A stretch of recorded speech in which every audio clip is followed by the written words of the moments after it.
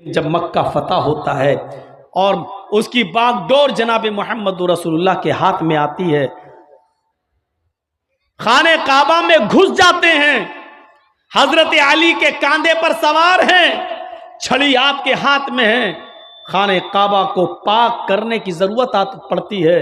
सबसे पहले उन्हीं 360 मूर्तियों को हटाया जाता है, क्योंकि उसी को हटाने के लिए और उसी खाने काबा में तौहीद का डंका बजाने के लिए मोहम्मद को खातिमुन नबीयीन बनाकर भेजा गया था। इसलिए आज मक्का फतह हो गया है, मक्के से मूर्तियों का निकाला जाना, बुतों का निकाला जाना जरूरी था।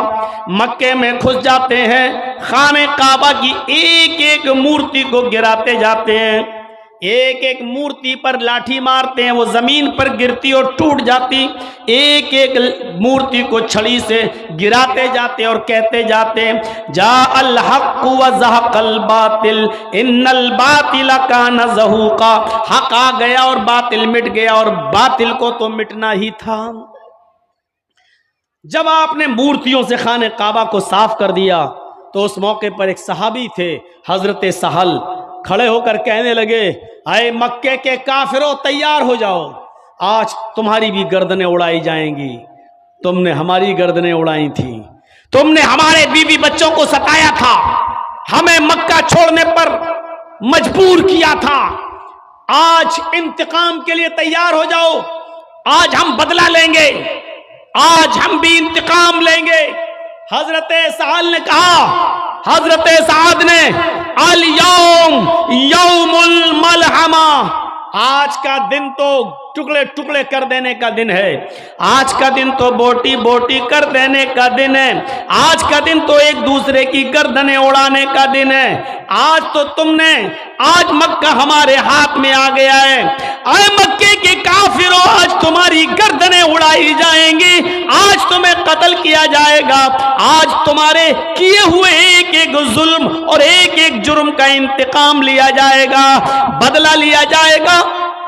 जैसे हजरत साद ये पुकारते हैं, दूसरी जगह मोहम्मद रसूलुल्लाह सल्लल्लाहु अलैहि वसल्लम बैठे हुए थे, वो फरमाते नहीं, आए मक्के के काफिरों तुम्हें साद के इन जुमलों से डरने की जरूरत नहीं है, आज तुम्हारे ऊपर कोई खौफ नहीं है, आज तुम्हें डरने की कोई जरूरत नहीं है। साद ने तो इंतकाम की भावना में कह दिया कि आज का दिन बदले का दिन है, आज के दिन गर्दनें उड़ाई जाएंगी, बल अल यौम यौमुल मरहमा, आज का दिन बोटी बोटी करने का नहीं, आज का दिन तो रहमो करम करने का दिन है, आज का दिन तो अफ़ू दरगुजर का दिन है, आज का दिन तो एक दूसरे को माफ कर देने का दिन है, आज का दिन तो एक दूसरे को नजरअंदाज कर देने का दिन है, आज का दिन तो एक दूसरे को माफी देने का दिन है। आओ अपने जुर्मों की माफी मांगो, हम माफ करने के लिए तैयार हैं। और आपने मक्के के अंदर एक एक मुजरिम को माफ किया, और जुर्म भी ऐसा वैसा नहीं, बहुत खतरनाक जुर्म जिन्होंने किए। हिंदा आती है जिसने हमजा का कलेजा निकाला था, वो हिंदा आती है जिसने हमजा की नाक काटी थी, कान काटा था और उसका हार बनाकर अपने गले में पहना था, वो हिंदा आती है जिसने हमजा का पेट फाड़ा था, हमजा का पेट फाड़कर कलेजा निकाला था, कलेजे की बोटियों को जबान पे रखकर दांतों से चबाया था, खाने की कोशिश की लेकिन दिल गवारा नहीं किया, इसलिए थूक देती है। वो हिंदा सामने खड़ी है जिसने मोहम्मद रसूलुल्लाह के चचा हमजा की गर्दन काटी हो, नाक काटी हो, कान काटा हो और उसका हार बनाकर गले में पहना हो। वो हिंदा सामने खड़ी है जिसने हमजा का पेट फाड़ा हो, कलेजा निकाला हो और कलेजे को अपने दांतों में रखकर चबाया हो और थूक दिया हो। वो हिंदा सामने खड़ी है, आज अपने जुर्म की माफी मांग रही है। कोई भी बागैरत दिल इस जुर्म के बाद इसी ऐसी औरत को माफ करने के लिए तैयार नहीं होगा। देख लीजिए, वो एक लड़की जिसका रेप हुआ था और उसके बाद मार डाला गया निर्भया को, और आप देख लीजिएगा उसके चारों कातिलों को जो फांसी दी गई थी अभी चंद महीने पहले या 1-2 साल पहले, जो फांसी के तख्ते पर लटकाया गया, आखिरी वक्त तक भी निर्भया की मां ने और निर्भया के बाप ने उन मुजरिमों को माफ नहीं किया। हर कोई अपने रिश्तेदार के कातिल को माफ करना गवारा नहीं करता। खुद आपका बेटा जिसने आपके आंखों के सामने मार डाला हो, क्या आपका कलेजा उसको माफ कर देगा? आपका दिल कभी गवारा नहीं होगा। आप तो चाहेंगे कि इसको तड़पा तड़पा के मारा जाए। नबी अकरम के सामने हिंदा खड़ी है, हुकूमत नबी की, सल्तनत नबी की, जिम्मेदार नबी, पूरे मक्के की बागडोर नबी के हाथ में, और हिंदा कह रही है कि हाँ मैंने ये जुर्म किया है, अय अल्लाह के रसूल हमें माफ़ कर दीजिए। और आप अपने कलेजे पर पत्थर रखकर, अपने दिल पर पत्थर रखकर कहते हिंदा जा, मैंने तुझे माफ़ कर दिया, लेकिन एक रिक्वेस्ट है, एक अपील है, एक गुजारिश है, मेरे सामने मत आना, कभी भी मेरे आंखों के सामने मत आना। हिंदा, जब तू मेरी आंखों के सामने आती है तो मुझे अपने चचा की लाश याद आ जाती है, अपने चचा का चेहरा याद आ जाता है, उसके चेहरे पर कटी हुई नाक और कटा हुआ कान याद आ जाता है, उसका फटा हुआ पेट मुझे याद आ जाता है, उसके पेट से निकला हुआ कलेजा मोहम्मद की नजरों के सामने आ जाता है। हिंदा, मैंने माफ तो किया, लेकिन मेरे सामने मत आना, इसलिए कि तू जब आती है तो मुझे मेरे चचा की याद आ जाती है। रहमतुल लिल आलमीन की रहमत देखो एक दुश्मन के साथ। वो अलग बात है कि हिंदा बाद में इस्लाम ले आई, लेकिन आपने उस वक्त उसको माफ कर दिया। कहां मिलेगी ऐसी रहमत? सच कहा कुरान ने, आदम से लेकर ईसा तक जितने भी नबी आए, हर नबी एक कौम, एक कबीले के लिए, लेकिन जो भी आया उसने आखिरी नबी के बारे में जरूर बता दिया कि एक नबी आएंगे, सारी कायनात के होंगे। और जब अल्लाह ने सारे नबियों से एक अहद लिया, जब अल्लाह ने सारे नबियों से एक वादा लिया, जिनको भी इस दुनिया में भेजा, एक अहद लिया, एक वादा लिया, लमा अतैतुकुम मिन किताबिय्यिन व हिकमा, आए नबियों, हाय पैगंबरों, हमने तुम्हें जो किताब हिकमत में से जो चीजें तुम्हें दी हैं, इसको लेकर तुम दुनिया में जा तो रहे हो, लेकिन अगर तुम्हारी जिंदगी में मेरा आखिरी नबी आ जाए, थुम्मा जाअकुम रसूलुम मुसद्दिकुल लिमा माअकुम, तुम्हारी जिंदगी में मेरे आखिरी पैगंबर आ जाएं, तुम्हारी जिंदगी में जनाब मुहम्मदुर रसूलुल्लाह आ जाएं, और वो उस चीज की तस्दीक करें जो तुम लेकर जा रहे हो, उस चीज की पुष्टि करें जो तुम लेकर जा रहे हो, तो तुम्हारी जिम्मेदारी क्या होनी चाहिए, तुम्हारी ड्यूटी क्या होनी चाहिए? लतुमिनुन्न बिही व लतंसुरुन्नहु। हाय मूसा, हाय ईसा, हाय इब्राहिम, हाय जकरिया, हाय नूह, हाय यहया, हाय पैगंबरों, अगर तुम्हारी जिंदगी में आखिरी नबी आ जाएं, लतुमिनुन्न बिही व लतंसुरुन्नहु, तो तुम सारे के सारे पैगंबर उस नबी के ऊपर ईमान ले आना, आखिरी नबी जनाब मुहम्मदुर रसूलुल्लाह की रिसालत को तस्लीम कर लेना, और वो जो मिशन लेकर गए उनके मिशन में उनकी मदद भी करना, वला तंसुरुन्नहु, उनके मिशन में, उनके वर्क्स में, उनके कामों में तुम उनकी मदद भी करना। आदम से लेकर ईसा तक सारे नबियों ने आखिरी नबी के बारे में पेशीन गोई की है, बताया है। श्रीमद् भागवत महान पुराण जो वेदों की व्याख्या कहलाती है, खुलासा कहलाता है, देखिए एक मंत्र पढ़ने जा रहा हूं इस किताब के स्कंद 12 अध्याय 2 के मंत्र नंबर 19 से। इस मंत्र को सुनिए, और इस मंत्र में भी मोहम्मद रसूलुल्लाह की पेशीन गोइयां बताई जा रही हैं।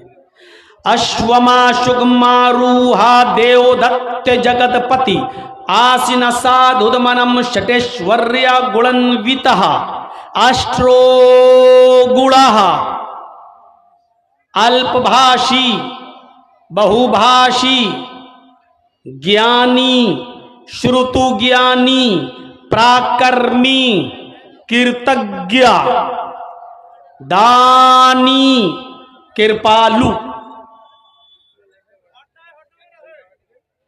अब क्या हो गया? ऐसे चिल्लाते हैं जैसे किसी औरत को बच्चा पैदा होता है तो वो चिल्लाती रोती है। बिल्कुल वही।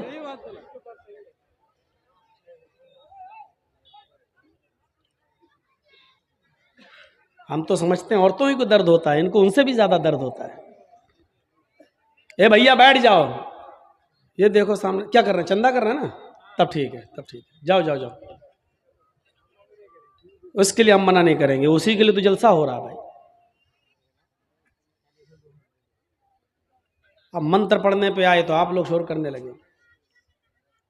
अश्वमा शुगमारूहा देव दत्त जगतपति, अंतिम ऋषि को कल्कि को एक अश्व कहते हैं संस्कृत में घोड़े को, और शुगमारूहा शुगमारूहा बिजली से भी ज्यादा तेज रफ्तार से चलने वाला। तो उस जमाने में बिजली तो थी नहीं, तो ये शब्द कहां से आ गया बिजली से ज्यादा?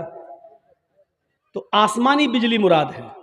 आसमान से जो बिजली चमकती है उसकी रफ्तार होती है, जो आसमान में कड़क होती है बिजली, 1 सेकंड में 1,86,000 मील।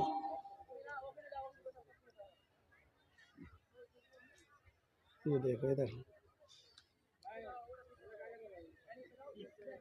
तकरीर भी सुन रहा हूं, मोबाइल वैसे ऐसे कर रहा है। तो ऐसा घोड़ा दिया जाएगा अंतिम ऋषि को, आखिरी नबी को ऐसा घोड़ा मिलेगा शुगमारूहा, जो बिजली से भी ज्यादा तेज रफ्तार से चलेगा, बिजली से भी ज्यादा तेज रफ्तार से। और वो घोड़ा कौन देगा? देव दत्त, देव अल्लाह ईश्वर भगवान दत्त देगा। वो घोड़ा अल्लाह की तरफ से, ईश्वर की तरफ से उसको दिया जाएगा, गॉड गिफ्ट, अल्लाह की तरफ से उसको मिलेगा। और किसको मिलेगा? उसका नाम आगे आ रहा, जगतपति। अश्वमा एक घोड़ा दिया जाएगा, शुगमारूहा जो बिजली से भी ज्यादा तेज स्पीड से चलेगा, देवदत्त ईश्वर की ओर से मिलेगा। जगतपति उसको दिया जाएगा जो पूरे विश्व का, पूरी दुनिया का पति होगा, पूरी दुनिया का रक्षक होगा, पूरी दुनिया का हिफाजत करने वाला, पूरे विश्व का रक्षक। पति के माना रक्षक, पति के माना दूल्हा नहीं होता है। पति इसीलिए कहा जाता है किसी औरत के दूल्हा को, क्योंकि वो अपनी पत्नी की इज्जत और उसकी आबरू की रक्षा करता है। उसको क्या कहा जाता है? पति। ये इसका पति है। पति का मतलब रक्षक है। यानी एक मर्द ने किसी औरत से निकाह करके उसको अपनी रक्षा में ले लिया है, अब उसको हजारों गंदी नजरों से बचा लिया है, उसका वो रक्षक हो गया है, उसका वो मुहाफिज हो गया है। तो पति का माना क्या होता है? मुहाफिज। पति के माना दूल्हा नहीं होता है। अगर पति के माना दूल्हा किया जाने लगे तो बहुत गड़बड़ी पैदा हो जाएगी। सेनापति तर्जुमा करो, क्या करोगे? पूरी सेना का दूल्हा। सेना का कोई दूल्हा होता है? सेनापति का मतलब पूरी सेना का रक्षक। राष्ट्रपति क्या तर्जमा करोगे? पूरे राष्ट्र का, पूरे देश का रक्षक। अगर पति का माना दूल्हा करोगे तो क्या मतलब? पूरे देश का दूल्हा। भारत में जितनी औरतें सबका दूल्हा है वो। पति का माना यहां दूल्हा नहीं होगा। जिसके पास लाखों रुपए होते हैं उसको कहते हैं लखपति, जिसके पास 1-2 करोड़ रुपया होता है उसको क्या कहते हैं? करोड़पति। तो लखपति और करोड़पति का मतलब ये नहीं होता लाखों औरतों का दूल्हा और करोड़ों औरतों का दूल्हा, बल्कि इनका मुहाफिज, इनका रक्षक, इनका मालिक। मुहम्मदुर रसूलुल्लाह के लिए शब्द क्या इस्तेमाल हुआ? जगतपति। पूरे जगत मानी दुनिया, और पति मानी जगत मानी वर्ल्ड, जगत मानी विश्व, और पति मानी रक्षक। पूरे दुनिया का, पूरे विश्व का रक्षक। अरबी में इसका तर्जमा करेंगे तो आप क्या करेंगे? जगतपति का रहमतुल लिल आलमीन, पूरी कायनात के लिए रहमत बनकर। रक्षा बगैर रहम के नहीं होती है, रक्षा बगैर रहम के नहीं हो सकती है।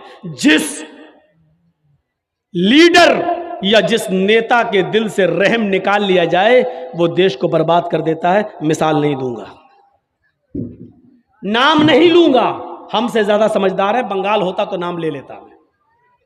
मेरे भाइयों, इस चीज को याद रखिए, जगतपति, पूरे दुनिया का मुहाफिज, रहमतुल लिल आलमीन। एक घोड़ा दिया जाएगा जो बिजली से भी ज्यादा तेज रफ्तार से चलेगा। दो चीजें याद रखना, एक घोड़ा दिया जाएगा जो बिजली से भी ज्यादा तेज रफ्तार से चलेगा। ईश्वर की तरफ से वो घोड़ा मिलेगा, उसको दिया जाएगा जो पूरे विश्व का रक्षक होगा, पूरी दुनिया का मुहाफिज होगा। आसिना साधुमनम षटेश्वर्या गुणन्विता, और जिसकी जिंदगी साधुओं के मानिंद, साधुओं के समान गुजरेगी। एक एक चीज पर अभी मैं बोलूंगा। साधु आसिना साधुमनम, साधुओं की तरह वो अपनी जिंदगी गुजारेगा। षटेश्वर्या गुणन्विता, और उस जगतपति के अंदर 8 खूबियां पाई जाएंगी, 8 गुण उसके अंदर पाए जाएंगे, 8 खूबियां उसके अंदर भरी होंगी। वो 8 खूबियां क्या हैं? अष्टो गुणा, वो 8 खूबियों के नाम गिनाए। अल्पभाषी, वो बहुत कम बोलने वाला होगा। इन 8 चीजों को याद रख लीजिएगा। अल्पभाषी, वो कम बोलेगा, पहली चीज। बहुभाषी, भविष्य की, मुस्तकबिल की, फ्यूचर की बातें बताएगा। ज्ञानी, पढ़ा लिखा, ज्ञानी, बहुत ज्यादा इल्म वाला होगा। अभी इसकी तशरीह करूंगा। श्रुतु ज्ञानी, चौथी खूबी, ये इल्म उसको सुनकर मिलेगा, यानी उसने किसी उस्ताद से पढ़ा नहीं होगा। श्रुतु ज्ञानी, ये इल्म उसने सुनकर हासिल किया होगा। श्रुतु ज्ञानी, सुनकर। 4 चीजें हो गई। पहली चीज अल्पभाषी, कम बोलेगा। 4 याद रखना। हम किसी को भी खड़ा करके पूछ सकते हैं, और जिसकी गर्दन नीचे होगी उसी को सबसे पहले खड़ा करेंगे हम। 4 चीजें पहले याद कर लो। कम बोलने वाला होगा, 1।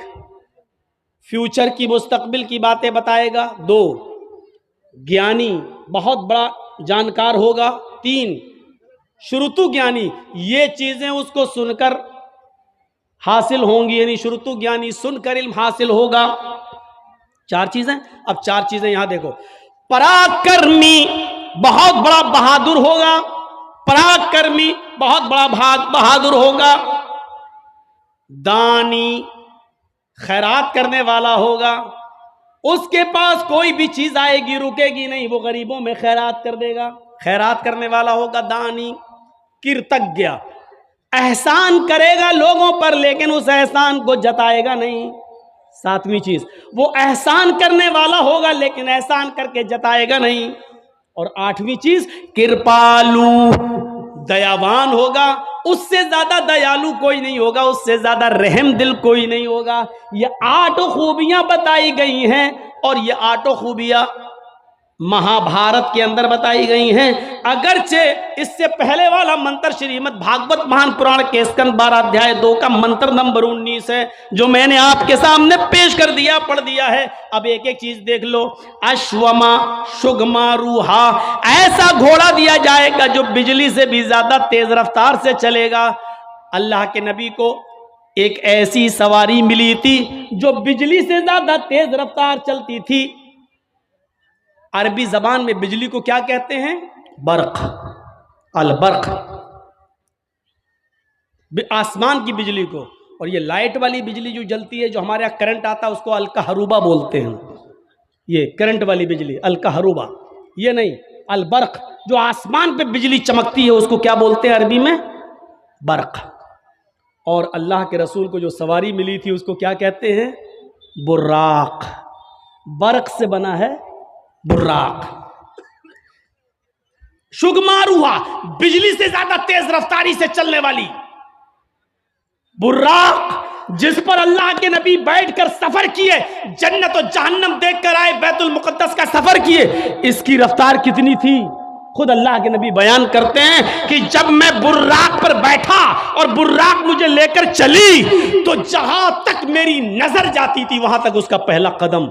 इंसान की नज़र कहाँ तक जाती है आप उसका अंदाज़ा नहीं लगा सकते हैं। ये लीजिए, मैंने आसमान पर नज़र उठाई और 9 करोड़ 30 लाख मील की ऊंचाई पर हमने सूरज को देख लिया। हमने नज़र उठाई 2,40,000 मील की दूरी पर हमने चांद को देख लिया। मेरे भाइयों, हमारी नज़र जहां तक जा रही है उसका पहला कदम वहां तक होता था। अब आप अंदाज़ा लगा सकते हो उसकी रफ्तार कितनी तेज होगी।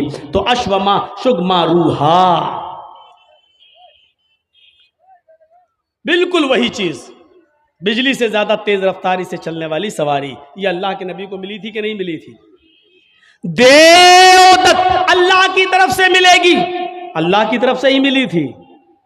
लेकिन बुर्राक पर बैठकर सफर करके जन्नत जहन्नम देख कर आने के बाद अल्लाह के नबी ने जमीन पर जब कदम रखा तो ये नहीं कहा कि अब मैं ऊंट का सफर नहीं करूंगा, अब मैं घोड़े का सफर नहीं करूंगा, मैं तो बुर्राक में बैठ के आया हूं। जर्जिस साहब को अगर 4 व्हीलर मिल जाए तो अब मोटरसाइकिल नहीं चलाएंगे। अरे नहीं, क्यों? 4 पहिया चलाने के बाद मोटरसाइकिल, मेरी इंसल्ट हो जाएगी। जिसके पास साइकिल हो और मोटरसाइकिल बाइक उसको मिल जाए, चाहे वो भीग ही में क्यों ना मिली हो, लेकिन उसका घमंड इतना बढ़ जाएगा, बाइक चलाने के बाद साइकिल चलाएंगे। हट, लोग क्या कहेंगे, मेरे दोस्त क्या कहेंगे, साइकिल बाइक चलाने वाला, मतलब भीग में मिली हुई बाइक चला रहा है, वो शर्म महसूस नहीं कर रहा है, जबकि चुल्लू भर पानी में डूब के मर जाना चाहिए उस बाइक पर बैठने से पहले। किस बाइक पर? जो भीख में मिली है। समझ रहे हैं ना भीख? अरे जो लड़की के बाप ने दी है, शादी के मौके पर ले अपने दामाद को, बैठ। साइकिल चलाने में शर्म आ रही है, भीख मंगनी गाड़ी पे बैठने में शर्म नहीं आ रही है, जबकि चुल्लू भर पानी में उसी वक्त डूब के मर जाना चाहिए कि किस पे बैठे हैं? ससुर की दी हुई गाड़ी पर। जबकि शर्म की बात यह होनी चाहिए, इस पे तो फख्र कर रहा है। कहां से? ससुराल से मिली है, ससुराल से, इस पे फख्र कर रहा है। लेकिन साइकिल नहीं चला सकता, क्यों? बाइक चला ली, अब साइकिल नहीं चलाऊंगा, साइकिल चलाऊंगा तो इंसल्ट होगी। अबे इंसल्ट तो तेरी तब हो रही है जब तूने ससुराल से मांग ली और भिख मंगनी गाड़ी पर बैठ गया, इंटरनेशनल भिखारी बनकर उसको चला रहा है। ये इंसल्ट तो तब तुझे महसूस करनी चाहिए थी अपनी, लेकिन तब नहीं कर रहा है। अल्लाह के रसूल जब बुर्राक पर बैठे, लेकिन जब जमीन पर आए तो आपने घोड़े का भी सफर किया, ऊंट का भी सफर किया, बल्कि ऊंटनी को तो अल्लाह के रसूल की प्यारी सवारी बताया। ओस्ट्रॉयस्य परवाहिड़ो बधूमंतो द्युदशा। अथर्ववेद के 20वें कांड के अंदर 127वें सूक्त का दूसरे मंत्र में यह कहा गया है कि उसकी प्यारी सवारी ऊंट होगी, वो अक्सर ऊंट का सफर करेगा, ऊंट पर बैठेगा। ये उसकी प्यारी सवारी बताई गई है। प्यारी सवारी यानी ऐसे इलाके में आएगा जहां ऊंटों पर सवारी करने का चलन होगा। हमारे भारत में लोग यहां इंतजार कर रहे हैं, अब आएगा। उसको बताया गया ऊंट वाले जमाने में आएगा। यहां लोग 4 व्हीलर में फॉर्च्यूनर इस्तेमाल कर रहे हैं, यहां इंतजार कर रहे हैं कि आखिरी नबी यहां आएगा, यहां आएगा। जबकि बताया गया मरुस्थल निवासी ने, वो रेगिस्तान में आएगा, क्योंकि ऊंट रेगिस्तान में ही सबसे ज्यादा तेजी के साथ दौड़ता है और रेगिस्तान का जहाज कहा जाता है ऊंट को। उस बस्ती में आएगा जहां रेत होगी, जहां रेगिस्तान होगा, जजीरा होगा, वहां वो आएगा। और यहां भारत में लोग इंतजार कर रहे हैं कि वो भारत में आएगा, जबकि उनकी किताबें कह रही हैं मरुस्थल निवास ने, वो मरुस्थल में निवास करेगा, वो मरुस्थल में आएगा। हाय गिरजानाथ मरुस्थल निवास ने, उसका मरुस्थल में आएगा और रेगिस्तानी इलाके में आएगा। उस्ट्रायस और उसकी प्यारी सवारी ऊंट होगी, वो ऊंट के ऊपर बैठेगा। यहां बताया गया कि वो घोड़े पर बैठेगा और बिजली से ज्यादा तेज रफ्तार से चलेगा और आकाश की यात्रा करेगा, यानी वो जन्नत जहन्नम देखने जाएगा। जगत पति और ये घोड़ा उसको ईश्वर की तरफ से, अल्लाह की तरफ से मिलेगा, जो पूरे दुनिया का रक्षक होगा, पूरी दुनिया का मुहाफिज होगा। यानी ये घोड़ा मोहम्मदुर रसूलुल्लाह को, ये बुर्राक मोहम्मदुर रसूलुल्लाह को दी जाएगी। आसिना साधुदमनम, और वो साधुओं की तरह अपनी जिंदगी व्यतीत करेगा, साधुओं की तरह अपनी जिंदगी गुजारेगा। साधु किसको कहते हैं, ये सोच लीजिए। साधु उसको नहीं कहते हैं जो एक चोला पहन ले और बीवी बच्चों को छोड़ दे और जंगल में चला जाए, राम राम राम राम राम राम राम राम करता रहे। इसी तरीके से हमारे मुसलमानों में भी एक तबका पैदा हुआ जिसको सूफी कहा जाता है। वो तस्बीह हाथ में लेते हैं और अल्लाहू अल्लाहू, कभी कभी झटका मारते हैं, कभी देखिएगा आप झटके मारेंगे, अल्लाहू अल्लाहू अल्लाहू ऐसे करेंगे। कभी चिमटा ले लेंगे अपने हाथ में, चिमटी ट्रेनों में मिलेंगे, अल्लाहू अल्लाहू अल्लाह, इस तरीके से करेंगे। ऐसा वो महसूस कराएंगे आपको कि हमारे अंदर अल्लाह घुस गया है, अल्लाह हमारे नस नस में है, अल्लाहू अल्लाहू, वो झटके मारेंगे। ऐसे लोग आपको जहां मिले इनको उल्टी छुरी से काटो। ये दुनिया के सबसे बड़े हराम खोर लोग हैं, कौम के ऊपर बोझ बने हैं। इनसे पूछो खाना कहां से आएगा, चुप, अल्लाहू अल्लाहू अल्लाहू। एक से मैंने पूछा भाई खाना कहां, शाम को खाना क्या कर कहां से आएगा, अल्लाहू अल्लाहू। हमने कहा सुन लिया, अल्लाहू अल्लाहू, खाना कहां से आएगा शाम को ये तो बताओ, अल्लाह देगा, अल्लाहू अल्लाहू अल्लाहू। मतलब मोहल्ले वाले उनको खाना पहुंचाते हैं। ये लोग हराम खोर लोग हैं, बीवी बच्चों को छोड़े बैठे। बीवी बच्चों को छोड़कर किसी भी जगह चले जाना मेरे भाइयों, और इबादत में मसरूफ होना, ये सबसे बड़ा इस्लाम का, इस्लामी दुश्मनी है। ये इस्लाम दीन मुअतदिल है। मुअतदिल जानते हो, इस्लाम नमाज का हुक्म तो देता है लेकिन पूरा दिन और पूरी रात मुसल्ला बिछा के नमाज पढ़ने की इजाजत आपको नहीं देता है। इस्लाम आपको रोजा रखने का हुक्म तो देता है लेकिन कंटिन्यू और मुसलसल 12 महीने हर रोज रोजा रखने की इजाजत आपको नहीं देता है। इस्लाम आपको ज़कात देने का हुक्म तो देता है लेकिन अपना सारा माल अल्लाह की राह में लुटा देना और खुद फकीर बन जाना, गरीब बन जाना, इसकी इजाजत इस्लाम आपको नहीं देता है। इस्लाम आपको हज की इजाजत तो देता है कि हज कीजिए, लेकिन यह नहीं कहता कि हज करने के लिए तुम अपना घर बेच दो, अपना मकान बेच दो, अपनी दुकान बेच दो, लेकिन हज करो। हज करना जाना जरूरी है, चाहे दुकान बेचना पड़े, चाहे मकान बेचना पड़े, इस्लाम इस बात की इजाजत नहीं देता है। इसी तरीके से इस्लाम नमाज पढ़ने का हुक्म देता है लेकिन इबादत बच्चों का हक मारकर, बीवी का हक मारकर, कमाना धमाना छोड़कर, मेहनत और मजदूरी करना छोड़कर, मस्जिदों में, खानकाहों में, जंगलों पर, मज़ारों पर या किसी जगह बैठकर अल्लाहू अल्लाहू करने की इजाजत ये इस्लाम नहीं देता है। इसीलिए फरमाया फ़इज़ा क़ुज़ियतिस सलातु फ़ंतशिरू फ़िल अर्ज़ वब्तगू मिन फ़ज़लिल्लाह।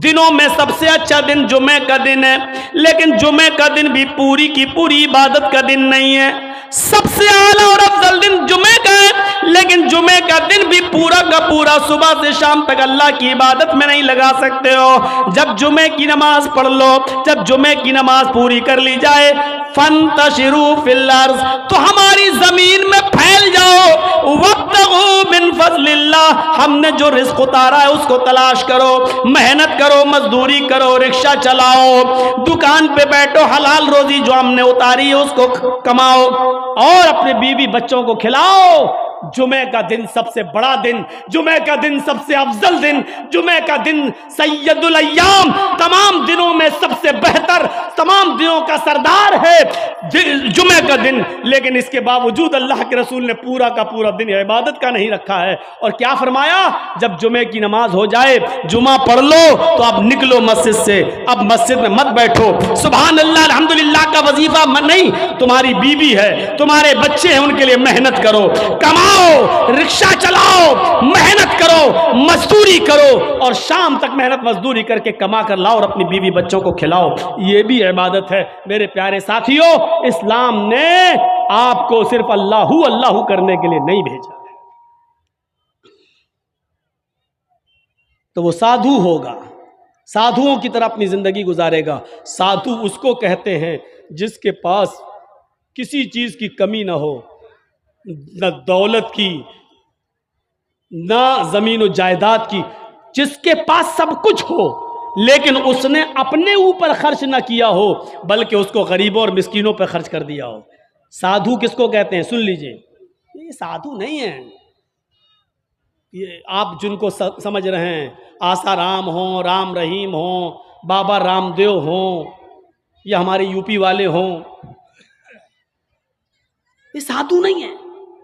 साधु कहते हैं कि जिसके पास सब कुछ हो लेकिन उसने अपने ऊपर खर्च ना किया हो, गरीबों और मिस्कीनों में लुटा दिया हो। इस साधु की परिभाषा में, इस साधु के इंट्रोडक्शन में सिर्फ मुहम्मदुर रसूलुल्लाह पूरे उतरते हैं। आपके पास किसी चीज की कमी नहीं थी, सब कुछ था। आप कुर्बानी करते हैं ना बकरा ईद पर? कितना बकरा कुर्बानी करते हैं? 1, 2? गाय की कुर्बानी देते हैं, कितने लोग उसमें हिस्सा लेते हैं? 1 गाय में 7। आपने 1 हिस्सा ले लोगे, 2 हिस्सा ले लोगे, 3 हिस्सा ले लोगे, और क्या, या ज्यादा से ज्यादा पूरी गाय कर लोगे। क्या कभी किसी को सुना है कि उसने 100 बकरे कुर्बानी किए हों? नहीं। अल्लाह के रसूल सल्लल्लाहु अलैहि वसल्लम ने 100 ऊंट कुर्बान किए थे बकरा ईद के दिन 10वीं जिलहिज्जा को। कितने ऊंट? 100। और ऊंट नहीं, सुर्ख ऊंट। अरब के अंदर सुर्ख ऊंट की बहुत कीमत है। जो लोग अरब में रहते हैं उनको मालूम है, सुर्ख ऊंट बहुत कीमती होता, बहुत महंगा होता है। जैसे आपके यहाँ कोई बकरा जिसकी खाल पर अगर अल्लाह लिखा हुआ आ जाए या मोहम्मद लिखा हुआ आ जाए तो उसकी कीमत बढ़ा दिया जाता है, बढ़ जाती है। 1.5 लाख, 2 लाख, 2.5 लाख। एक मरतबा मैं मार्केट में गया तो आदमी दिखाने लगा कि उसमें लिखा, मोहम्मद लिखा है। हमने कहा चलिए होगा, लिखा होगा, चलिए कीमत क्या है? कहता है 2.5 लाख। मैंने कहा क्यों? कहने का मोहम्मद लिखा है। मैंने कहा अच्छा ऐसा करो कि बकरा मुझे दे दो जितने का है, खाल में तुम्हें दे दूंगा। है मैं क्या करूंगा? तो मैंने कहा मैं क्या करूंगा? क्या इस खाल को हम अपने घर रख सकते हैं? इस पर भी गरीब का हक है। क्या बकरे को ज़िबा करने के बाद ये खाल हमारी 2 लाख में बिकेगी, 1.5 लाख में बिकेगी? कहता वो मैं नहीं जानता हूं, मोहम्मद लिखा है, 2.5 लाख का बकरा है। मैंने कहा मैं कह तो रहा हूं कि खाल तू बेच देना जितने की बिके, बकरा 10,000 में हमें दे दे, 12,000 में हमें दे दे। कहने लगा जाइए मौलाना साहब आप हमारा रेट क्यों कर रहे हो? लोगों ने एक फजूल की बहस बढ़ा दी। इस पर अल्लाह लिखा है तो इसकी कीमत बढ़ गई, मोहम्मद लिखा है तो इसकी कीमत, जिस पर ये चीजें लिखी हुई हो और कम कर दो उसकी कीमत। मेरे भाइयों, किसी हदीस में नहीं आया है कि जिस बकरे पर अल्लाह लिखा हो तो उसको इतने रुपए में खरीदो। और लिखा होता नहीं है, वो हमें और आपको उसका एक नक्श दिखाई देता है। बस ये अलिफ बाल, ये लाम पूरी तरीके से देखा जाए तो पूरा लिखा हुआ भी नहीं होगा, उस पर तशदीद बनी होगी, फिर उस पर खड़ा अलिफ होगा, फिर आप पूरी तरीके से अगर देखें तो मिलेगा भी नहीं ऐसा, लेकिन महसूस ऐसा कराएंगे कि देखिए ये अल्लाह। हालांकि देखा जाए तो ये भी अल्लाह ही है। देखिए ये भी अल्लाह ही है। अलिफ, ये अलिफ हो गया ना, और लाम कैसा होता है? ये लाम हुआ, फिर एक और लाम हुआ, फिर ये उसके ऊपर का अलिफ, और ये है। तो देखा जाए ये क्या है? अल्लाह ही है। अगर आप इस पर रोशनाई लगा दें पूरा और फिर उसको आप ये दाहिने हाथ को इस तरीके से दीवार पे छाप दें तो आप देखेंगे अरबी में अल्लाह ही लिखा हुआ नजर आएगा, अल्लाह ही लिखा हुआ नजर आएगा। अब बताइए, जब अल्लाह लिखा हुआ नजर आएगा तो हम क्या माने? अब इस हाथ से आदमी शराब भी पी रहा है, अब इस हाथ से आदमी जुआ भी खेल रहा है, इस हाथ से गलत चीजों को भी पकड़ रहा है। तो इन चीजों से हैसियत नहीं बढ़ जाती है? साधुओं की तरह अल्लाह के रसूल के पास सब कुछ था, लेकिन कोई चीज आपने अपने ऊपर खर्च नहीं की। तारीख बताती है 100 ऊंट हमारे पास अगर 2 जानवर भी आ जाए कुर्बानी के लिए तो आज हम 10वीं को करते हैं और दूसरा बकरा 12वीं को करेंगे। क्यों? मेरी बेटी आएगी, मेरी बहन आएगी, मेरे रिश्तेदार आएंगे, दूसरा बकरा हम 12वीं तारीख को करेंगे अपने रिश्तेदारों को दावत देने के लिए। लेकिन अल्लाह के रसूल ने 100 सुर्ख ऊंटों की कुर्बानी की और एक ही दिन की 10वीं तारीख को। मैं ये नहीं कह रहा हूं 11 को नहीं कर सकते हो, 12 को नहीं कर सकते हो, 13 को नहीं, मैं मना नहीं कर रहा हूं, जायज है। कुल्लु अय्याम तशरीक ज़िब्हुन, अय्याम तशरीक के सारे दिन कुर्बानी के दिन है, मैं मना नहीं कर रहा हूं। लेकिन अल्लाह के रसूल ने 11वीं और 12वीं को और 13वीं को कुर्बानी नहीं की। आपने 100 ऊंट भी ज़िबा किए तो 10 को किए हैं 100, और गोश्त सारा का सारा तकसीम कर दिया। आपने अपने पास कुछ नहीं रखा।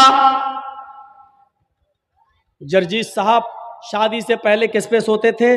दरी पर, चटाई पर। जरजीत साहब की शादी हो गई, जहेज में डबल बेड मिल गया, मसहरी मिल गई, बिस्तर मिल गया। शादी के बाद हमारी सोने की स्टाइल बदल गई, चलने की स्टाइल बदल गई। जरजीत साहब साइकिल पे चलते थे, अब बाइक पे चल रहे हैं, बड़े आदमी हैं, 4 व्हीलर भी दे दी होगी, हो सकता है ससुराल वालों ने, अब 4 पहिए की गाड़ी पे चल रहे हैं। रहने की स्टाइल बदल सकती है, लेकिन मोहम्मदुर रसूलुल्लाह 25 साल की उम्र में जब 40 साल की एक बूढ़ी औरत खदीजा से निकाह करते हैं। खदीजा अरब की बहुत बड़ी दौलतमंद और रईस खातून थी।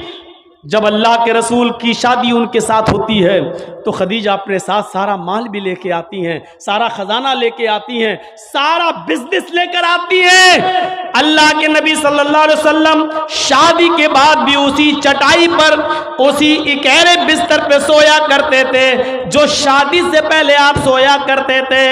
आप ताज्जुब करेंगे, एक बार अल्लाह के नबी सल्लल्लाहु अलैहि वसल्लम जिस बिस्तर पे सो रहे थे, हजरत आयशा ने उस बिस्तर पर लेट कर देखा जो काफी गड़ रही थी। फरमाया अल्लाह के नबी को ये बिस्तर कितना गड़ता होगा, कितना चुभता होगा। हजरत आयशा ने उस बिस्तर को दोहरा कर दिया, दोहरा इकहरा था उसको दोहरा कर दिया ताकि थोड़ा सा नरम हो जाए। अल्लाह के नबी उस बिस्तर पे सो जाते हैं, तहज्जुद की नमाज में नहीं उठ पाते हैं। जब आंख खुली तो फजर का वक्त था, फजर की नमाज पढ़ाने के बाद जब घर पे आते हैं तो पूछते हैं आयशा तुमने बिस्तर पर ऐसी कौन सी चीज बिछा दी थी? आयशा तुमने बिस्तर पर ऐसा क्या बिछा दिया था? आज मुझे नींद आ गई और मैं रात में अल्लाह की इबादत न कर सका, तहज्जुद के अंदर उठ नहीं सका। फरमाया अय अल्लाह के नबी बिस्तर के नीचे तो मैंने कुछ नहीं बिछाया, वो बिस्तर जो इकहरा था उसको मैंने दोहरा कर दिया। मैंने लेट कर देखा, आपको कैसे नींद आती होगी, वो तो काफी चुभ रहा था, काफी गड़ रहा था, मैंने उसको दोहरा कर दिया। फरमाया आयशा ऐसा मत करो, जैसा बिस्तर पहले बिछाती थी उसी तरह बिछाओ, बिस्तर को इकहरा रहने दो, मेरी पीठ पर गड़ता है तो गड़ने दो, मेरी पीठ पर चुभता है तो चुभने दो। जब बिस्तर गड़ता था चुभता था तो मेरी आंख खुल जाती थी और मैं रात में उठकर तहज्जुद की नमाज पढ़ लिया करता था, अल्लाह को याद कर लिया करता था। आयशा आइंदा बिस्तर उसी तरह बिछाओ, मेरे लिए आराम का ऐसा इंतजाम न करो कि बिस्तर पर मुझे नींद आ जाए और फिर मैं उस रात में उठकर अल्लाह को याद न कर सकूं, उस रात उठकर मैं अल्लाह को का जिक्र न कर सकूं, तहज्जुद की नमाज न पढ़ सकूं। आयशा अल्लाह ताला को रात की तारीकियों में याद करने का मजा कुछ और है, जब सारी दुनिया सो रही होती है और मेरी करवट मेरी कमर नरम गरम बिस्तरों से अलग होती है और सजदे में सर होता है, तो उस वक्त का मजा कुछ और होता है कि सारी दुनिया ख्वाबे खरगोश में मस्त है और अल्लाह का एक बंदा अपने रब से अजाब जहन्नम की पनाह मांग रहा है, जन्नत का सवाल कर रहा है, रात की तारीकी में अपना सर सजदे में रख के उसको मालिक और अपने आप को अल्लाह का गुलाम बना रहा है। आयशा, तुमने बिस्तर को ऐसे बिछा दिया कि इस बिस्तर पर मुझे इतनी नींद आ गई कि मैं रात को उठ नहीं सका। आयशा, मुझे इतना आराम न दो कि मैं रात में उठकर अल्लाह को याद न कर सकूं। रहने सहने में शादी के बाद भी कोई फर्क नहीं आया, यहां तो शादी के बाद बिस्तर बदल जाते हैं, रहन सहन की स्टाइल बदल जाती है, रहने सहने का तरीका बदल जाता है, उसमें प्रमोशन हो जाता है, तरक्की हो जाती है। लेकिन मोहम्मद रसूलुल्लाह की जिंदगी पे नजर डालो कि अल्लाह के नबी ने शादी से पहले जिस बिस्तर पे लेटते थे, शादी के बाद भी उसी बिस्तर पर, जबकि खदीजा की दौलत नबी के कदमों पे थी, लेकिन अल्लाह के नबी ने खदीजा की दौलत को अपने ऊपर इस्तेमाल नहीं किया। खदीजा जो दौलत लेकर आई, उस दौलत को भी अल्लाह के रसूल ने दीन के काम में, गरीब और मिस्कीनों में लुटा दिया। मेरे भाइयों, हमें देखना है कि साधु कौन है। साधु उसको कहते हैं जिसके पास सब कुछ हो, दौलत की कमी ना हो, लेकिन उसने अपने ऊपर कोई चीज खर्च न की हो, सब गरीबों और मिस्कीनों में लुटा दिया हो। इस तारीफ का सही हकदार सिर्फ जनाब मोहम्मद रसूलुल्लाह सल्लल्लाहु अलैहि वसल्लम है। आपके पास किस चीज की कमी थी? लोग कहते बहुत गरीब थे, ये थे, नहीं, अल्लाह के रसूल से ज्यादा कोई अमीर था? अल्लाह ने कहा था कहो तो इस पहाड़ को हम सोने का बना दें, और ये ओहद पहाड़ जब सोने का बन जाए तो जहां आप चलें ये पहाड़ भी आपके साथ चले। लेकिन अल्लाह के नबी ने अल्लाह ताला के इस फरमान को, इस गुजारिश, अल्लाह ताला के इस हुक्म को नाफिज होने के बाद मना कर दिया कि नहीं नहीं, आय अल्लाह, मुझे दुनिया में आराम नहीं, सोना नहीं चाहिए, चांदी नहीं चाहिए, बल्कि आपने फरमाया अल्लाहुम्मा जअलनी फी हयाती मिस्कीना, आय अल्लाह दुनिया में मुझे जितने दिन जिंदा रख, मिस्कीन बना के जिंदा रखना। आय अल्लाह, जब मुझे मौत आए तो हालत मिस्कीनी में मुझे मौत आए, और अल्लाह कल कयामत के दिन जब मैं उठाया जाऊं तो फकीरों में और मिस्कीनों ही में मैं उठाया जाऊं। ये अल्लाह के रसूल की दुआ थी, जबकि अल्लाह ताला तो ओहद पहाड़ को सोने का बनाने के लिए तैयार था। नबी अकरम जहां चलते पहाड़ आपके साथ साथ चलता, लेकिन अल्लाह के रसूल ने पहाड़ को सोने का बनाने से मना कर दिया और कहा कि मुझे दुनिया के ऐशो आराम नहीं चाहिए। हजरत अब्दुल्ला इब्ने उमर ने बिस्तर पर लेटकर देखा तो कहा अल्लाह के नबी ये क्या है?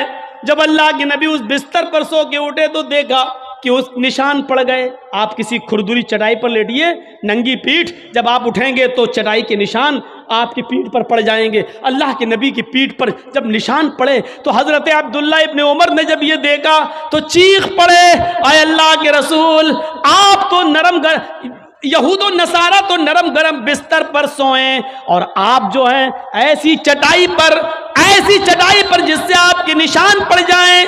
नहीं नहीं, आज के बाद आप इस चटाई पर नहीं सोएंगे।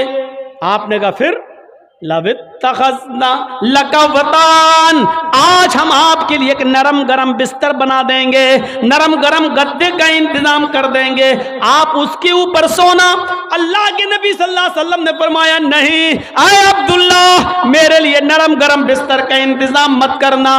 माली वलिद दुनिया माना फिद दुनिया इल्ला कराकिबिन इस्तज़ल्ला तहता शजरा थुम्मा राहा। नहीं नहीं, आए अब्दुल्ला, मेरे लिए नरम गरम बिस्तर नहीं, मैं तो इस दुनिया में एक मुसाफिर की तरह हूं। जैसे मुसाफिर थक जाता है तो एक सायादार दरख्त के नीचे आराम करने के लिए बैठ जाता है, थोड़ा पानी पीता है, सस्ताता है और फिर उठ के चल देता है। मैं भी इस दुनिया में एक मुसाफिर की तरह हूं, चंद दिन रहूंगा और फिर ये दुनिया छोड़ के चला जाऊंगा, फिर इस दुनिया से मैं निकल जाऊंगा। मैं तो एक मुसाफिर की तरह हूं। नहीं नहीं, एक हदीस में आता है आपने हजरत उमर को सख्ती से मना किया था, मेरे लिए नरम गरम बिस्तर न बनाना, लहुम फिद दुनिया व लना फिल आखिरा, ये नरम गरम बिस्तर इन यहूद और नसारा के लिए दुनिया में है और हमारे लिए आखिरत में है, हमारे लिए आखिरत के अंदर बनाए, आखिरत में, हमारे लिए दुनिया में नहीं है, हमारे लिए आखिरत के अंदर बनाए गए हैं, इसलिए हमें दुनिया के ऐशो आराम नहीं चाहिए। साधु इसको कहते हैं जिसके पास सब कुछ हो लेकिन उसने गरीबों पर निछावर कर दिया हो, मिस्कीनों पर लुटा दिया हो, अपने पास उसने कुछ ना रखा हो। आसिना साधुत मनम, जो साधुओं की तरह अपनी जिंदगी गुजारेगा, अष्टो गुड़ा, और उसके अंदर 8 खूबियां पाई जाएंगी। अब 8 खूबियां भी देख लो किसके अंदर थी। अल्पभाषी, वो कम बोलेगा। कम बोलने वाला कौन था? पूरी जिंदगी आप पढ़ जाइए, मुहम्मदुर रसूलुल्लाह सल्लल्लाहु अलैहि वसल्लम से ज्यादा कम बोलने वाली शख्सियत आपको नहीं मिलेगी। जरूरत के वक्त बोलना और उतना बोलना जितनी जरूरत है, उससे ज्यादा नहीं। ये हमारे और आपके यहाँ का माहौल है, कोई ज्यादा बोल रहा है, कोई कम बोल रहा है। अल्लाह के रसूल उतना ही बोला करते थे जितनी जरूरत है। कभी कभी तो ऐसा होता था कि पूरा जवाब भी नहीं देते थे। कम बोलने का हाल ये था कि एक मर्तबा कुछ यहूदी अल्लाह के नबी के पास आए। मुस्लिम शरीफ किताबुस सलाम पढ़िए, चैप्टर, नबी अकरम के घर पे आए, दरवाजे को दस्तक दी, अल्लाह के रसूल ने दरवाज़ा खोला, यहूदियों ने सलाम किया। दर हकीकत वो सलाम नहीं था, बल्कि उस सलाम के अंदर छिपी हुई बद्दुआ थी। उन यहूदियों ने आते ही कहा अस्सलामु अलैकुम या रसूल अल्लाह, अस्सलामु अलैकुम। क्या कहा? अस्सलामु अलैकुम, लेकिन कहा ऐसे, अस्सलामु अलैकुम या रसूल अल्लाह। अय अल्लाह के रसूल, आप पर मौत हो। अस्सलामु अलैकुम नहीं कहा उन्होंने, सलामती हो, बल्कि क्या कहा? अस्सलामु अलैकुम, मौत हो आप पर, बर्बाद हो जाएं आप। तो अल्लाह के रसूल सल्लल्लाहु अलैहि वसल्लम समझ गए, आपने सुन लिया। इन यहूदियों ने अस्सलामु अलैकुम नहीं कहा, बल्कि इन यहूदियों ने क्या कहा? अस्सलामु अलैकुम। तो अल्लाह के रसूल ने इतना कम जवाब दिया, मुख्तसर, चूंकि आप कम बोलते थे, आपने उसका बहुत ही शॉर्ट में जवाब दिया, वालेकुम।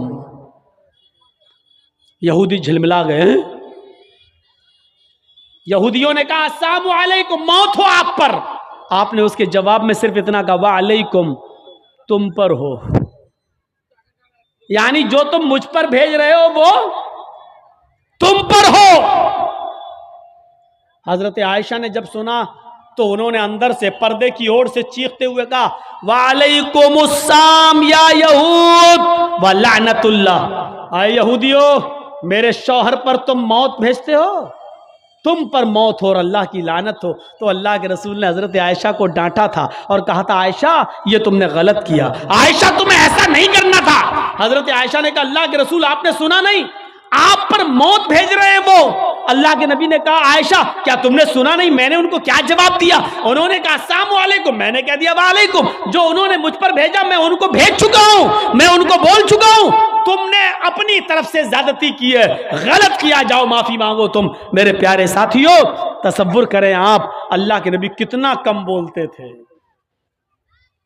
कम बोलने को अपनी आदत बनाइए, जरूरत के तहत बोलिए, क्योंकि जबान से ही अक्सर गुनाह होते हैं।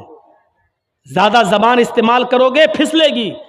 इसलिए हजरत अबू बकर सिद्दीक कभी कभी कान में मिसवाक लगाते थे। यह मिसवाक, नमाज का टाइम हुआ, मिसवाक किया, फिर कान में लगा लिया। इस मिसवाक को एक बार अपने दाहिने हाथ में पकड़े और जबान खींच रहे थे ऐसे, और मिसवाक जबान पे मार रहे थे ऐसे। हजरत उमर ने कहा, ये क्या कर रहे हो? कहा, इस जबान को सजा दे रहा हूं। कहा, किस बात की?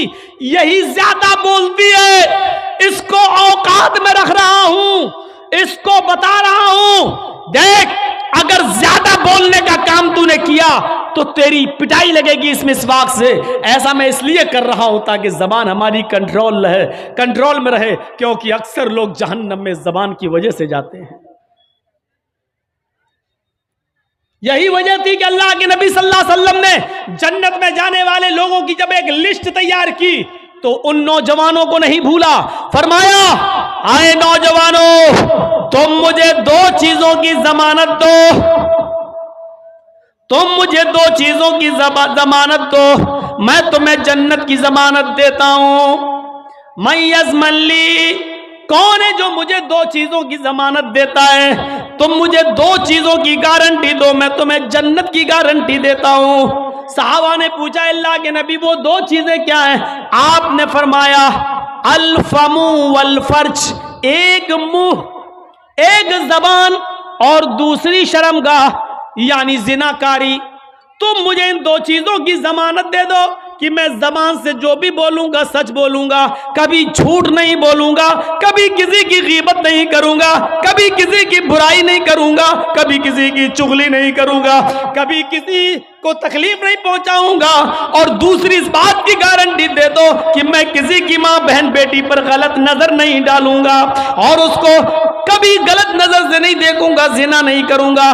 तुम अपनी इन दो चीजों की जमानत दे दो, जो मुझे इन दो चीजों की जमानत देगा मैं उसको जन्नत की जमानत देता हूं, यानी वो मेरे साथ जन्नत के अंदर जाएगा। जबान की वजह से अक्सर लोग जहन्नम में जाते हैं और दूसरी शर्मगाह जिनाकारी की वजह से जहन्नम का शिकार होते हैं लोग। तो मेरे प्यारे साथियों, अल्लाह के रसूल बहुत कम बोला करते थे और कम बोलने का हुक्म भी दिया करते थे कि लोगों जरूरत के तहत बस बोलो, ज्यादा मत बोलो। बहुभाषिता, मुस्तकबिल की बातें बताएंगे, इसमें कोई शक नहीं कि अल्लाह के नबी ने भविष्य की बहुत सी बातें बताई, मुस्तकबिल की बहुत सी बातें बताई। कुर्बे क़यामत ऐसा होगा, ऐसा होगा, ऐसा होगा, लेकिन आपने अपनी तरफ से कुछ नहीं बताया। मा यंतिक़ु अनिल हवा इन हुवा इल्ला वह्युन यूहा, मेरे नबी अपनी तरफ से कुछ नहीं बोलते, वो जो कुछ भी बोलते हैं अल्लाह रब्बुल आलमीन की तरफ से वही के आ जाने के बाद। लेकिन मुस्तकबिल की बातें बताई, ये बात ठीक है नहीं? देखिए अल्लाह के नबी ने 1400 साल पहले फ्यूचर की ये बात बताई थी जो आज हर्फ बहर्फ साबित हो रही है। निसाउन कासियातुन आरियातुन मुमीलातुन वमाइलात। एक ऐसा जमाना आ जाएगा, एक ऐसा जमाना आ जाएगा कि तुम देखोगे लोगों को, तुम देखोगे औरतों को, तुम देखोगे लेडीज को, तुम देखोगे ख्वातीन को, तुम औरतों को देखोगे कासियात, देखने में तो वो कपड़े पहने हुए दिखाई देंगी, बज़ाहिर तो उनके जिस्म पर कपड़ा होगा। आरियात, लेकिन हकीकत में वो बरहना होंगी, हकीकत में वो नंगी होंगी। कपड़ा तो पहनेंगी लेकिन कपड़ा पहनने के बावजूद वो नंगी होंगी, वो बरहना होंगी।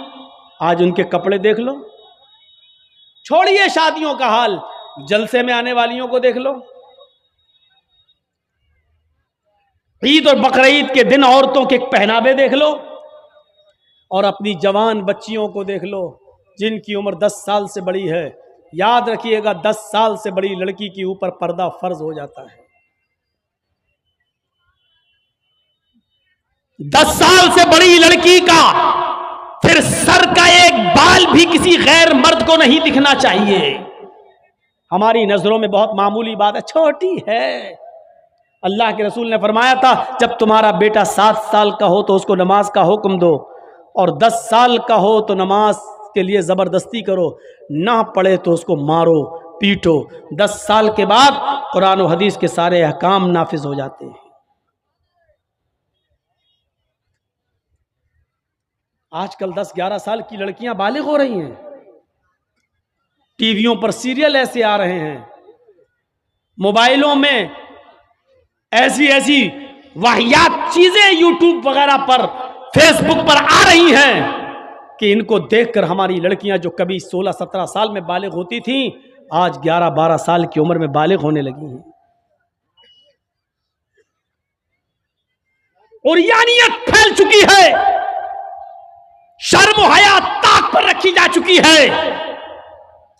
वरना तसव्वुर कीजिए, एक कपड़ा जो जिस्म से चिपका हो, आपके पैरों से चिपका हुआ हो और वो कपड़ा आपके घुटने और रान से होते हुए आपकी कमर तक आए, जिसको आप लेगी कहें, और इसके ऊपर एक कुर्ती पहन ली जाए और इस तरीके से मार्केट में, बाजार में शॉपिंग की जाए, ऐसी औरत को आपकी नजर में फैशन परस्त कहा जा सकता है, लेकिन मोहम्मदुर रसूलुल्लाह की नजर में ये लड़की, ये औरत नंगी है, नंगी है, नंगी है।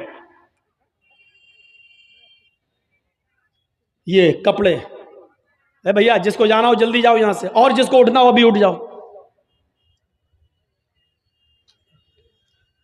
ड्रामा करके रख लिया है। और भी अभी जिसको जाना हो चले जाओ, अभी बाद में मैं नहीं उठने दूंगा, चाहे पेशाब यहीं निकल जाए।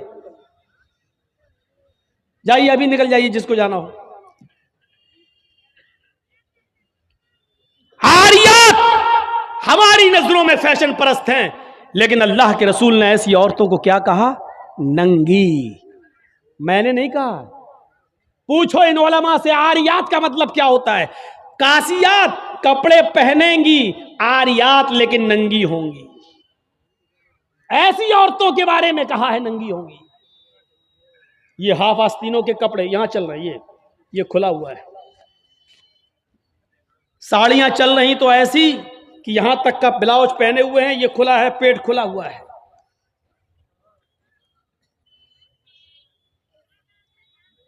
और जो चंद बुरके अब चल भी रहे हैं बिहार बंगाल में, पहले तो चलते नहीं थे, तो अब बुरकों में भी डिजाइन चलने लगी है। कड़े हुए बुरके, डिजाइनदार बुरके। अब एक बात बताइए, बुरके को आप एक तो डिजाइनदार बना रहे हैं, और दूसरा जब औरत या लड़की जब बुरका ओढ़ती है तो सीने पर फूल बना दिए आप। ये बताइए यहां फूल बनाने की क्या जरूरत थी? जब वो पहनती है तो फूल सीने पर, और वो लड़की ने ये बुरका खरीदा क्यों? इसका मतलब क्या है कि वो भी इसलिए खरीद रही है ताकि मेरे फूलों पर नजर। ये सुनना पड़ेगा, तुम्हें नहीं तुम्हारे बाप को भी सुनना पड़ेगा। जब तक मैं इस कुर्सी पर हूं, ये अथॉरिटी, ये पावर मुझे इस्लाम ने दिया है, सुनना पड़ेगा। क्यों खरीदा है उसने ये बुरका? यूपी साइड में आ जाओ, लखनऊ के बुरके देख लो, बंबई के देख लो, हैदराबादी बुरके देख लो। कसम खुदा की अब बुरके बुरके नहीं रह गए। अब 60 साल की बुढ़ी भी ओढ़ ले तो ऐसा लगता है जैसे वो 18 साल की लड़की जा रही है। ये बुरके एक बार सच्चा वाकया है। 60, 65, 70 साल की बुढ़िया ऐसा ही बुरका ओढ़ के चेहरा छुपा के जा रही थी धीरे धीरे। भाई बुढ़ी थी वो, धीरे धीरे चल रही थी, तो एक लड़का उसका पीछा करने लगा। 20-22 साल का लड़का उस बुढ़ी का पीछा करने लगा, क्योंकि जो सोचने लगा बुरका इतना खूबसूरत है तो बुरके के अंदर कितना खूबसूरत माल होगा, बुरके वाली कैसी होगी। उसका पीछा करने लगा। बुढ़िया धीरे धीरे चल रही, लड़का समझ रहा मुझे लिफ्ट दे रही, मेरी वजह से धीरे धीरे चल रही, जबकि वो अपनी कमजोरी की वजह से धीरे धीरे चल रही। बुढ़िया समझ गई कि लड़का मेरा पीछा कर रहा है, तो थोड़ी दूर चलने के बाद उसने अपना नकाब खोला और अपनी तुतलाती जबान में बोली, बेटा। लड़के का तो मूड खराब हो गया, कमबख्त मेरा तो मामला ही गड़बड़ हो गया। बेटा तू मेरा पीछा क्यों कर रहा है? मैं तो तेरी अम्मा की उम्र की हूं। लड़के को भी गुस्सा आ गया, कहती भाग, मैं अपने लिए नहीं अपने अब्बा के लिए ढूंढ रहा हूं। अब 60, 65, 70 साल की बूढ़ियों को ऐसे खूबसूरत बुरके पहनने की क्या जरूरत? बुरकों का मकसद जो कभी था पर्दा, लेकिन आज उनका मकसद भी वो नहीं रह गया। अल्लाह के नबी के ज़माने में एक सहाबी अल्लाह के नबी के पास आती हैं, मुस्नद अहमद की सही रिवायत, जिनकी चादर कपड़े से नीचे, टखने से नीचे, चप्पल से नीचे जमीन की मिट्टी उड़ाती हुई आती है और कहती है, अल्लाह के रसूल मैं इस चादर को ओढ़कर नमाज पढ़ने जाती हूँ। आपने कहा चादर इतनी नीची होनी चाहिए। उसने कहा अल्लाह के नबी कभी कभी जमीन पर पेशाब व पायखाना पड़ा होता है, गंदगी पड़ी होती है, तो क्या मैं थोड़ी सी ऊपर करके पायखाना गंदगी को क्रॉस करके आगे निकल जाऊं? आपने कहा नहीं, दाएं से निकल जा, बाएं से निकल जा। कहने लगी दाएं भी मर्द बैठे होते हैं, बाएं भी मर्द बैठे होते हैं, मुझे उसी गंदगी के ऊपर से निकलना है। अल्लाह के रसूल इजाजत दे दीजिए, मैं थोड़ा सा ऊपर कर लूं और निकल जाऊं, उसके बाद नीचे कर लूंगा। जब गंदगी को क्रॉस कर लूंगी तो चादर में नीचे कर लूंगी। अल्लाह के नबी कहते हैं अगर मर्द दाएं बैठे हैं बाएं बैठे हैं तो तू उसी गंदगी के ऊपर से निकल जा। कहने लगी अल्लाह के रसूल वो गंदगी मेरी चादर में लग जाएगी, आप मुझे ऊपर उठाने की इजाजत नहीं दे रहे हैं, टखने से ऊपर, चप्पल से ऊपर चादर उठाने की इजाजत क्यों नहीं दे देते हैं? आपने कहा नहीं, चादर उठाने की इजाजत, चप्पल से भी ऊपर चादर उठाने की इजाजत नहीं दूंगा। कहा अल्लाह के रसूल फिर उस चादर में पेशाब और पायखाना लग जाएगा। आपने कहा लग जाने दे। कहने लगी हाय अल्लाह के रसूल उसी चादर को तो ओढ़कर मैं नमाज पढ़ती हूँ मस्जिद में। जब ऊपर औरतों का अलग इंतजाम होता है या पर्दे में औरतों का इंतजाम होता है तो मैं इसी चादर को ओढ़े ओढ़े नमाज पढ़ती हूँ। आपने कहा उसी चादर को ओढ़ कर नमाज पढ़ ले। कहने लगी उसमें पेशाब और पायखाना लग जाएगा, क्या उसी और चादर को ओढ़कर नमाज पढ़ लूं? आपने फरमाया हाँ। आए औरत जब पेशाब और पायखाना तेरी चादर में लगेगा, जब तू आगे बढ़ेगी तो तेरी चादर जमीन पर पड़ी हुई मिट्टी से रगड़ खाएगी, क्योंकि तेरी चादर नीचे है। जब पेशाब और पायखाना उसमें भर जाएगा, जब तू आगे बढ़ेगी तो जमीन पर पड़ी हुई मिट्टी पर तेरी चादर रगड़ खाएगी और जमीन पर पड़ी हुई मिट्टी से रगड़ने की वजह से जमीन की पाक मिट्टी तेरी चादर को पाक कर देगी।